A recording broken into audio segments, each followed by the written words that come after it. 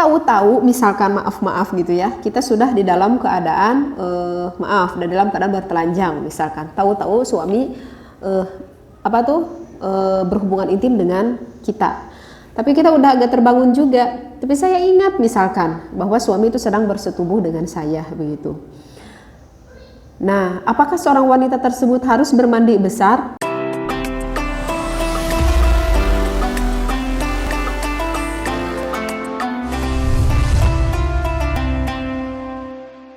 Assalamualaikum warahmatullahi wabarakatuh. Neng mau bertanya bagaimana jika setelah mandi besar kemudian keluar sperma lagi? Sekian. Assalamualaikum warahmatullahi wabarakatuh. Bismillahirrahmanirrahim. Wassalamualaikum warahmatullahi wabarakatuh. Bismillah, alhamdulillah, wassalatu wassalamu ala rasulillah. Bagaimana ya Bu, kalau malam tuh ibu teh udah berhubungan intim sama suami ibu, kemudian ibu teh subuh teh mandi besar. Nah, ketika ibu sudah mandi besar, misalkan ibu tuh mau sholat subuh nih, kebayang saya, kok perasaan ada lagi keluar basah gitu ya dari kemaluan kita. Nah, terus sama ibu tuh dilihat, kok ternyata dilihat ini kok kayak seperti air mani. Nah, apakah ibu tuh harus mandi besar lagi atau gimana? Nah, gitu mungkin ya yang maksud ibu tanyakan. Nah, di dalam kitab Mughniyal Muhtaj, di sini terdapat pada juz ke-1. Amma idza kharaja, di mana-mana ada sesuatu yang keluar min kubulil mar'ati, dari kubul seorang wanita. Apa yang keluarnya itu? Misalkan maniun, keluarnya air mani. Jima'iha, setelah ibu ataupun setelah wanita tersebut setelah berjima. Ba'da gusliha, kemudian setelah mandi besar, maka di sini dikatakan fala tu'idul ghusla, maka tidak perlu mengulangi mandi besar.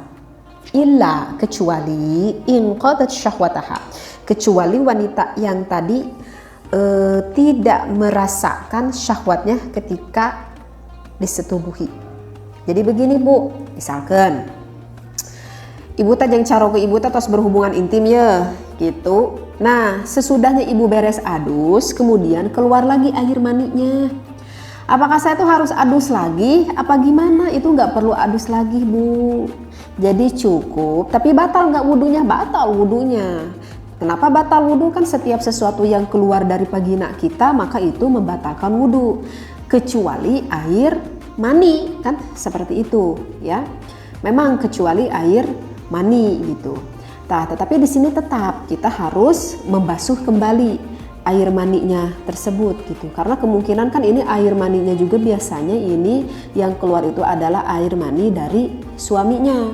Karena air mani wanita itu kan sedikit sekali, sedangkan kalau air mani suami kita itu kan lebih banyak gitu. Jadi kemungkinan yang keluar itu adalah air mani suami kita.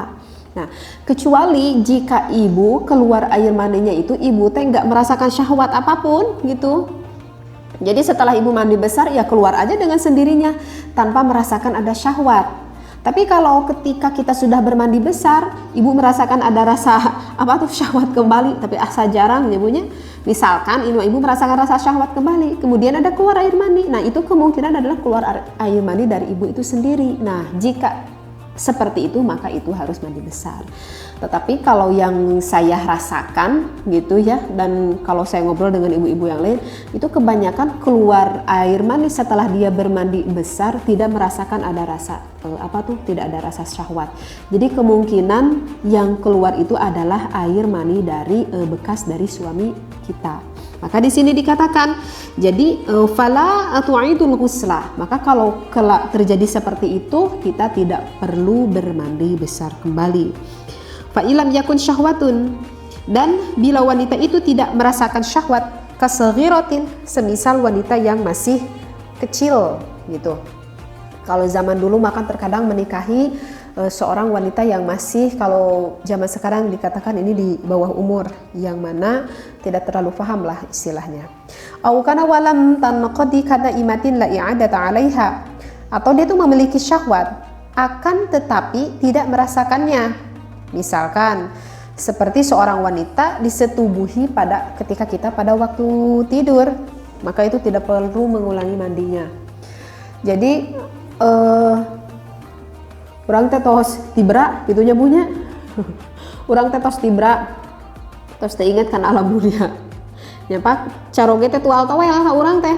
Tapi kata ingat itu caroge tual tawel ka urang karena saking apanya, saking tibranya kita.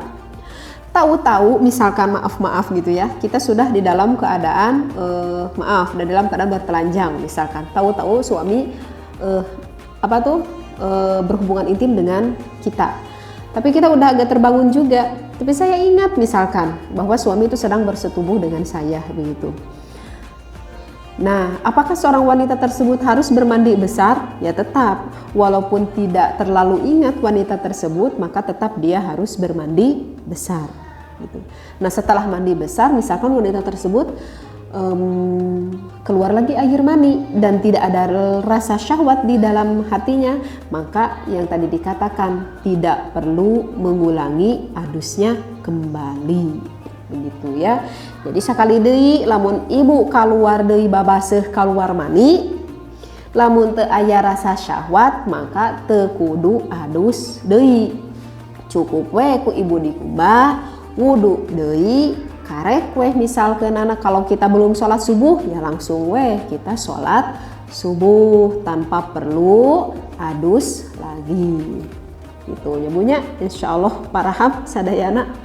Gitu. Ini keterangan saya ambil di dalam kitab Mughniyal Muhtaj pada juz ke-1. Wallahu a'lam. Wabillahi taufiq wal hidayah. Wassalamualaikum warahmatullahi wabarakatuh.